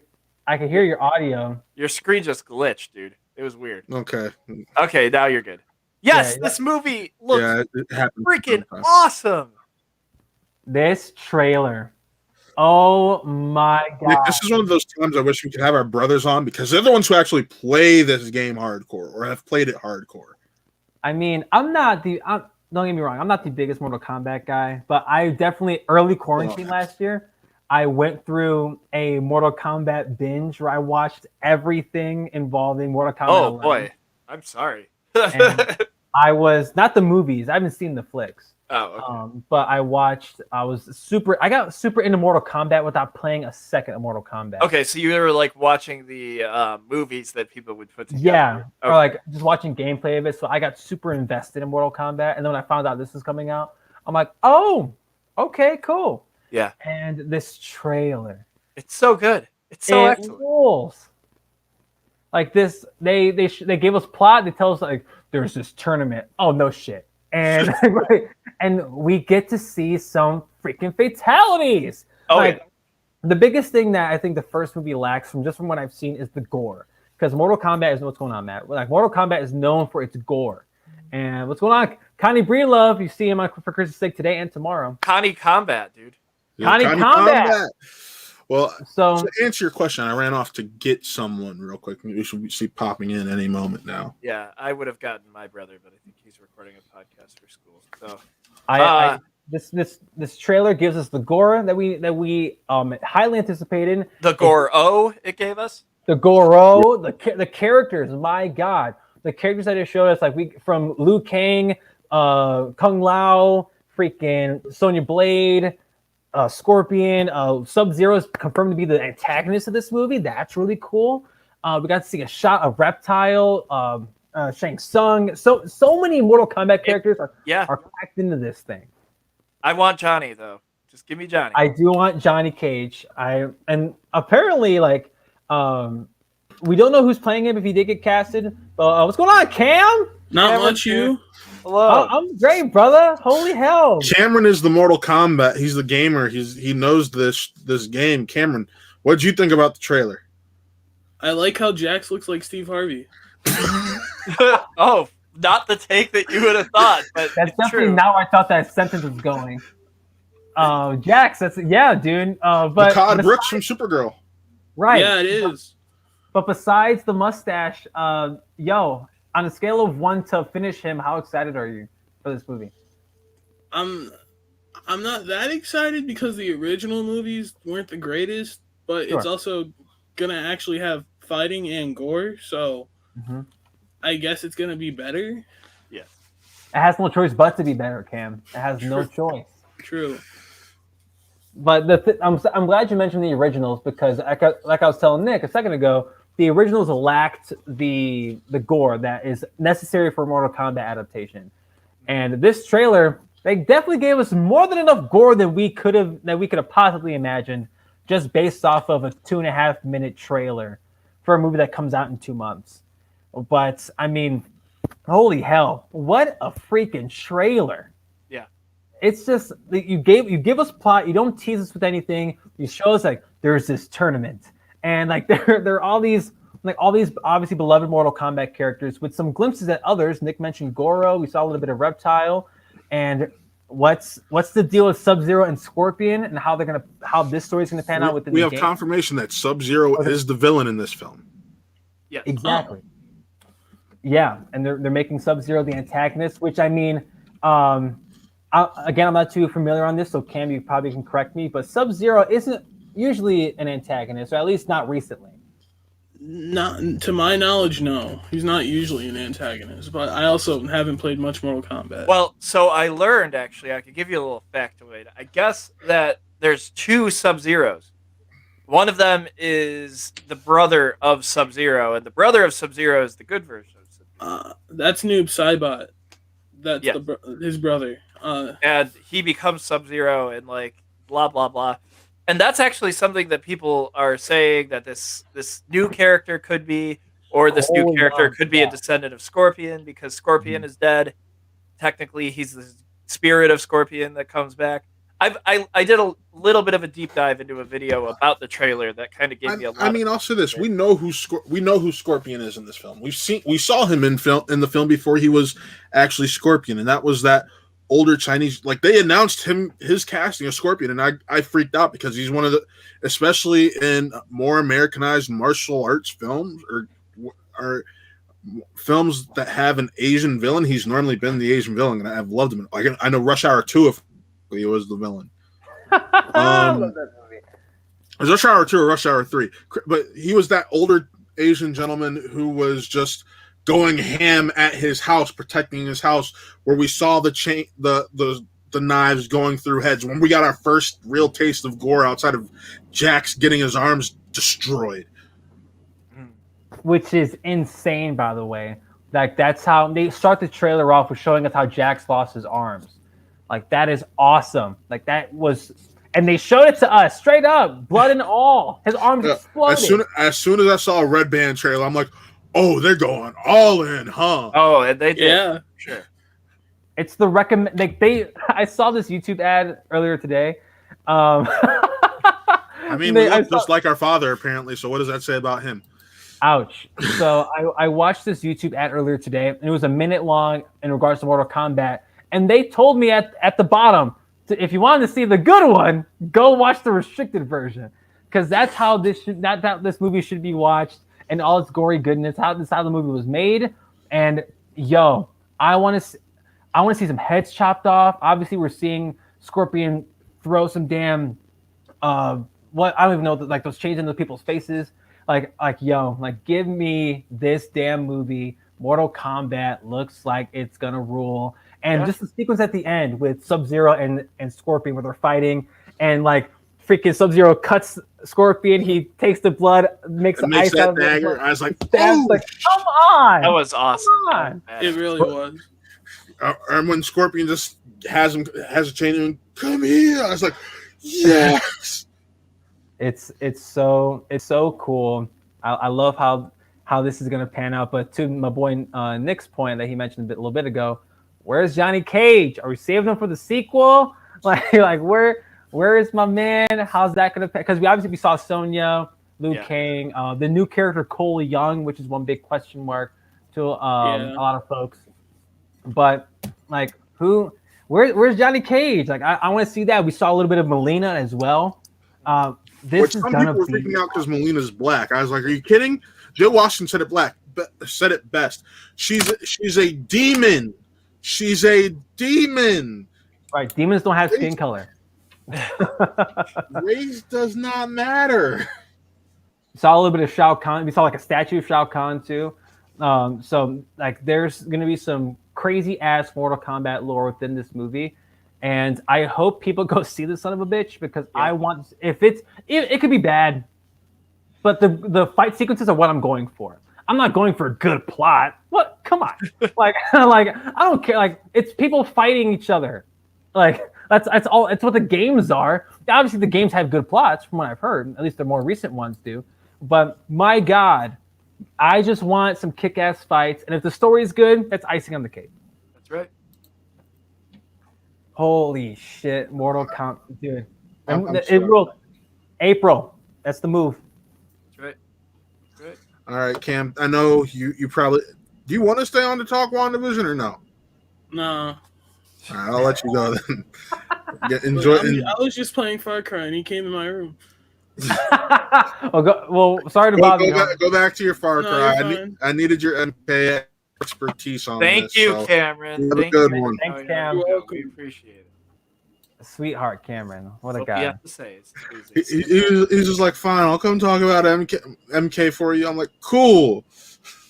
Yeah, what a guy. I love Cam.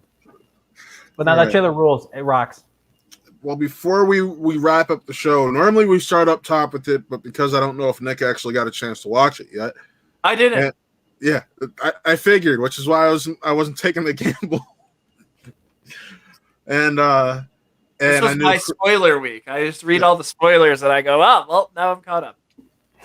Yeah, and I knew we knew Chris was going to be late ahead of time. So we're going to close with our review roundup of WandaVision episode 7, where this week, Modern Family motif, the mockumentary motif, I should say. Mm-hmm. And it's still very Modern Family from what I've seen. Yes. And Jennifer Castrino popping in saying thanks, Cam. And I'm gonna be honest, this was one I still enjoyed the episode, but it was bigger ones for me. To me, this episode was awfully backloaded. There's a lot of stuff towards the end of the episode, And what I told Connor, which by the way, you can catch Connor and I's full spoiler review on For Chris's Sake. It'll be uploaded in about an hour. Connor and I, when I told him was, this may not be my favorite episode, but some of my favorite moments have come from this episode.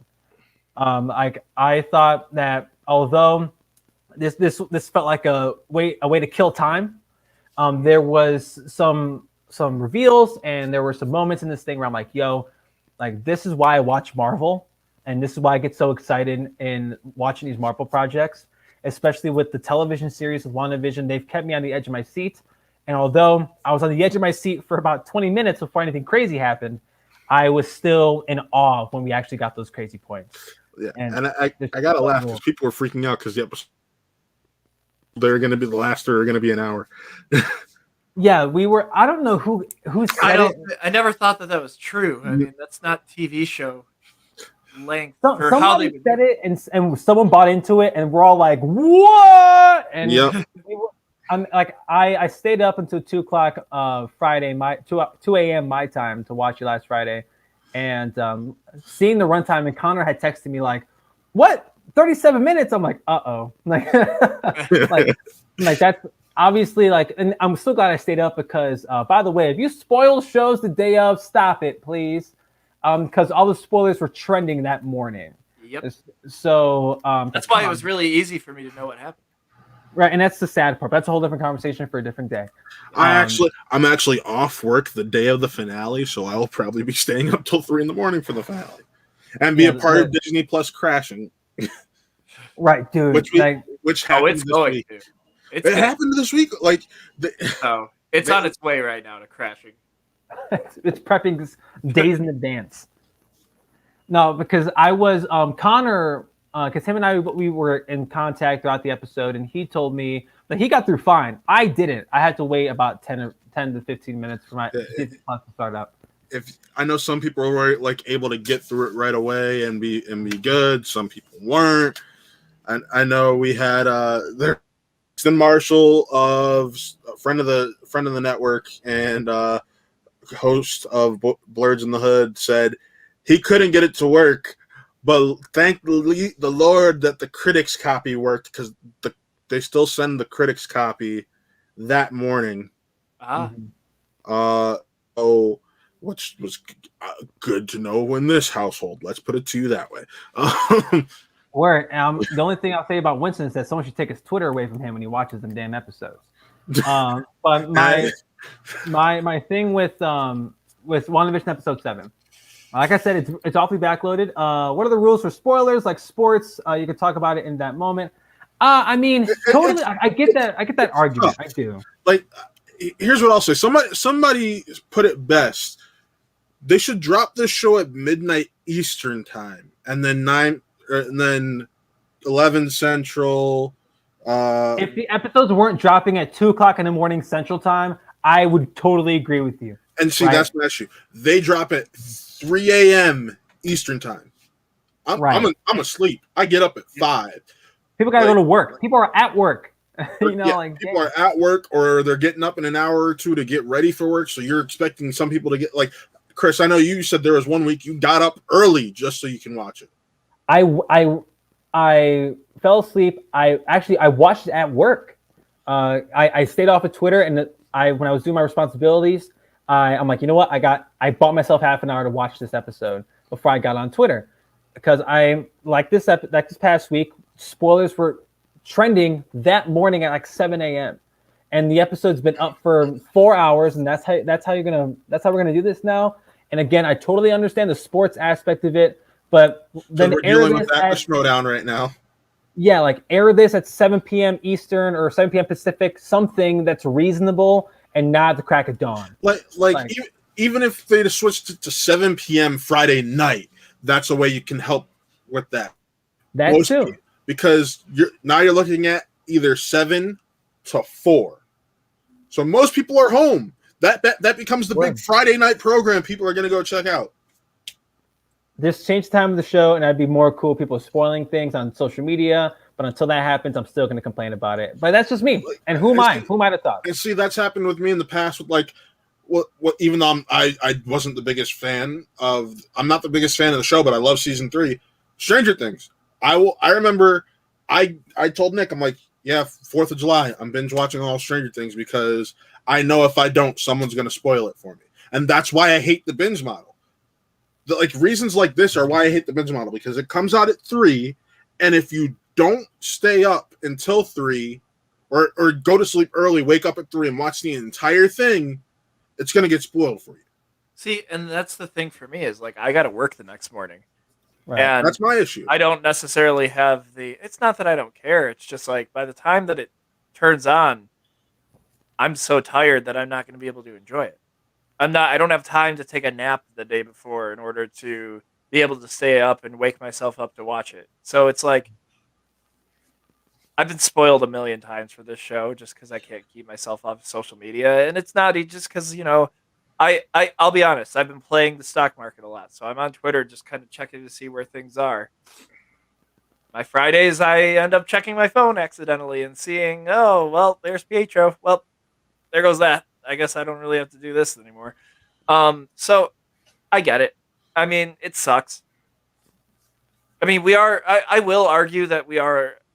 I understand that the point is that they want people to talk about it, but at the same time, it's not, to me at least, it's not that hard necessarily to stay off social media. So I don't need to get spoiled to it. It's just I don't go on my phone until I watch it. And that's hard for a lot of people, but it's like, I don't think that you necessarily need to go on Twitter until you watch it.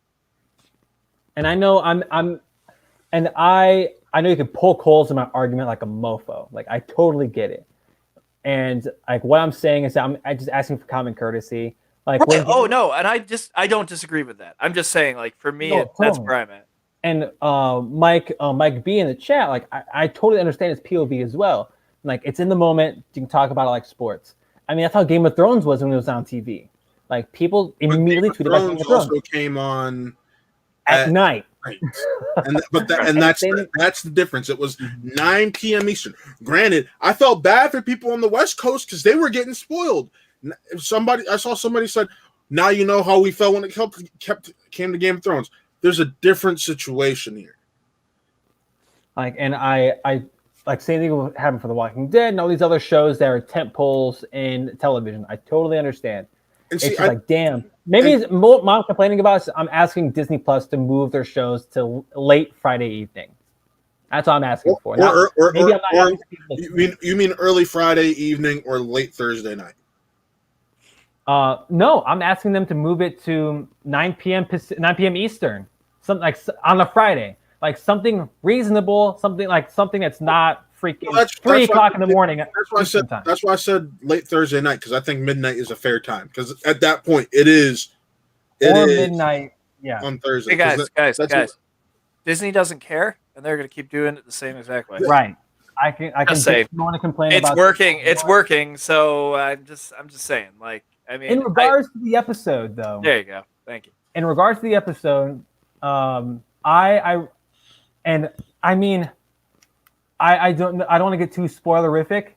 I think if you are watching this show, like this episode, and that's the vibe I got from other folks who watch this stuff as well. Maybe they're not as knees deep into the stuff as we are.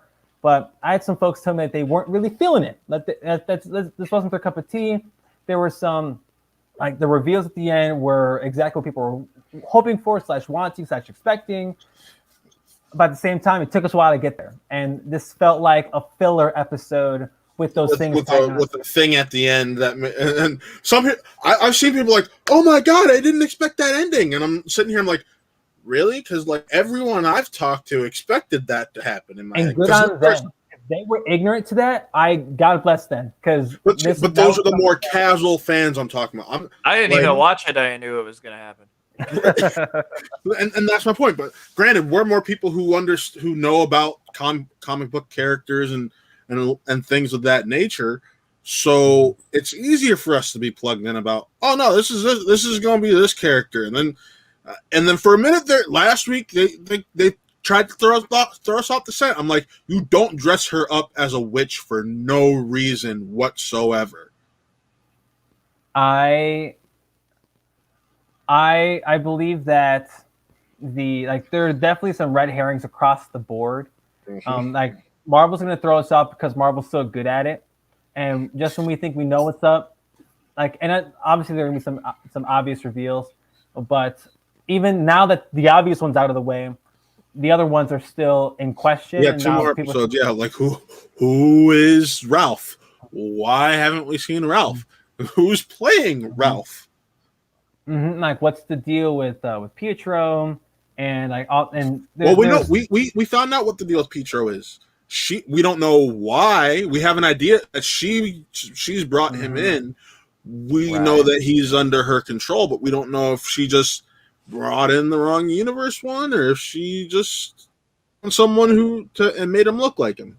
And that's my thing. So I enjoyed this episode. Well, I should say I really enjoyed the moments in this episode. I felt like this was definitely some filler. It didn't need to be. I'm glad this episode was not an hour long. My God. As a Modern Family fan, I loved how she nailed the Claire Dunphy mannerisms and everything. That was great for me. They did a great job, and WandaVision has done a great job paying homage to the shows that they're definitely trying to replicate.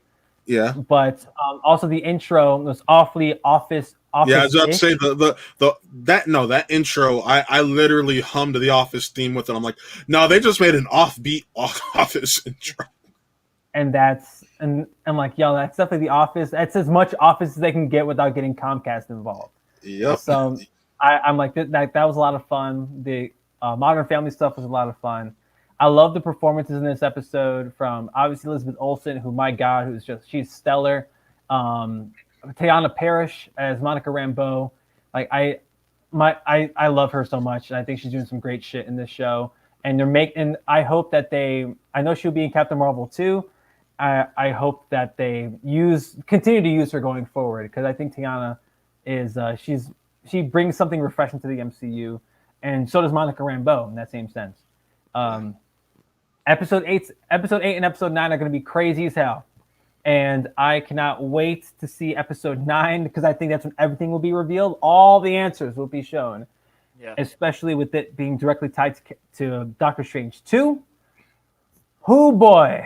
And that movie comes out next March, hopefully. So like this show rules. If you're not watching WandaVision, please go out and do it now. Nick. Hey, I was watching How I Met Your Mother. And that's great. Like, that's awesome. How much Chris, I ain't even gonna lie. I tried to get him in here early so I can get him in a cram of watching just in case he had. He just showed up with like 20 minutes left. I'm like, I ain't even gonna try.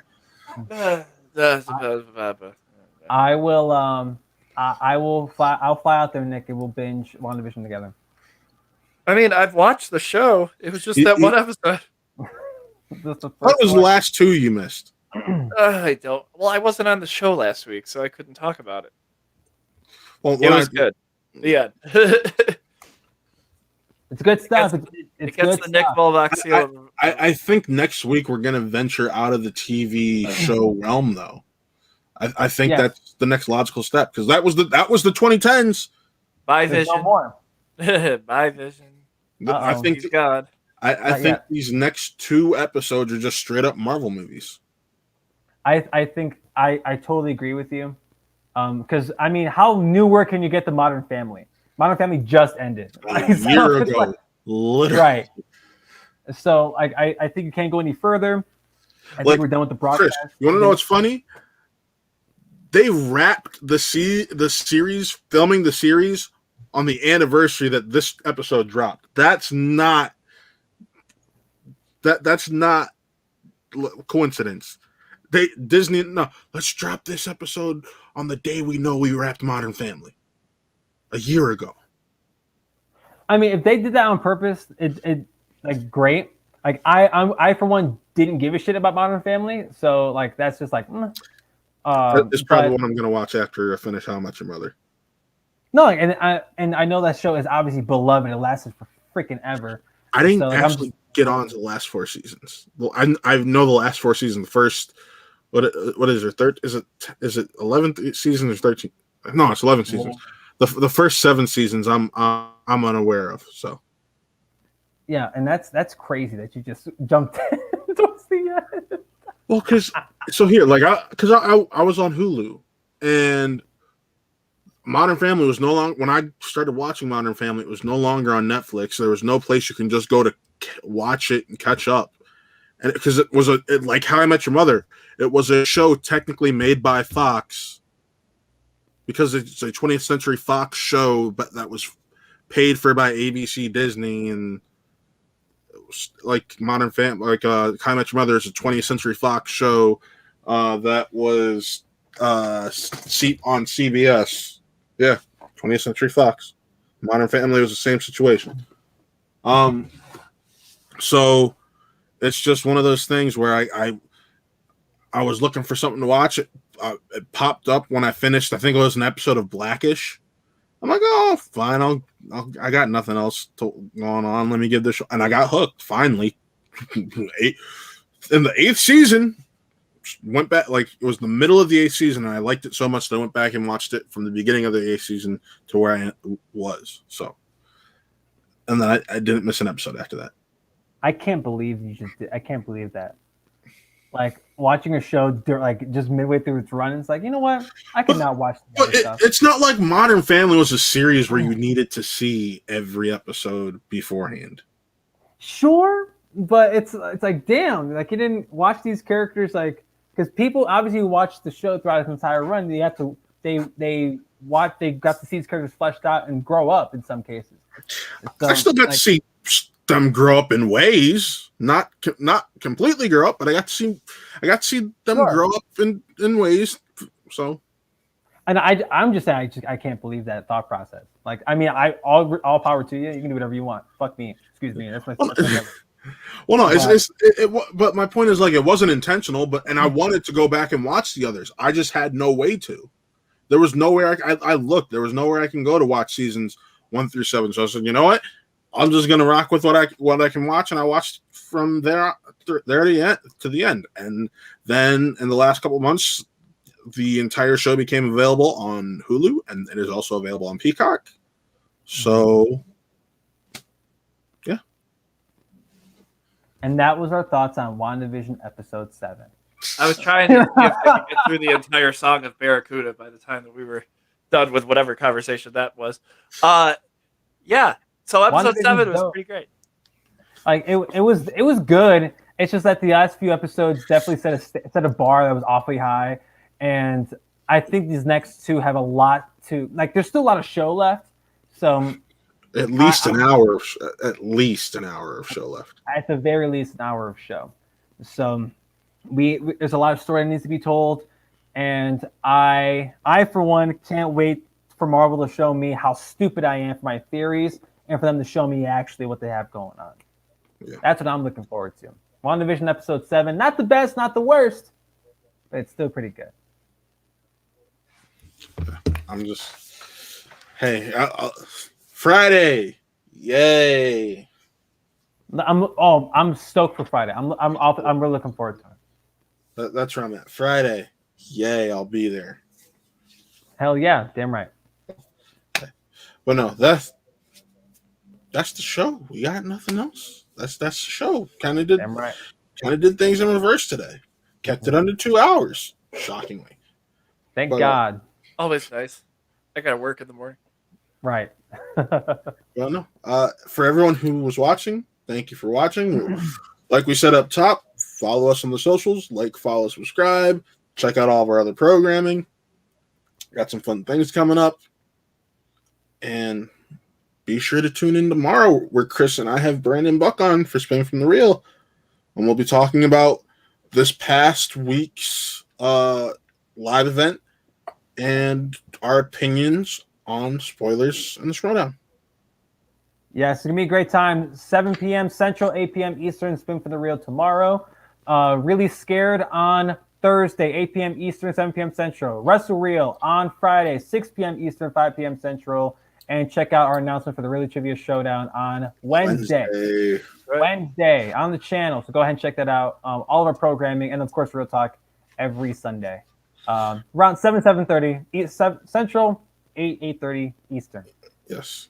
Just depends on what it would have been 8 today, but things were thrown into into a mess like Life the last. happens. Life happens. Yeah, life happens. If it ever gets pushed back to 8:30, it's because life happened. That's right. Damn right. But signing off, I'm Matt. That's Chris Anthony Lopez, the personality of this network, and that is Brian Affleck. And this was another Who Are They Real Talk. Adieu, adieu. Parting is such sweet sorrow. You're still here? It's over. Go home.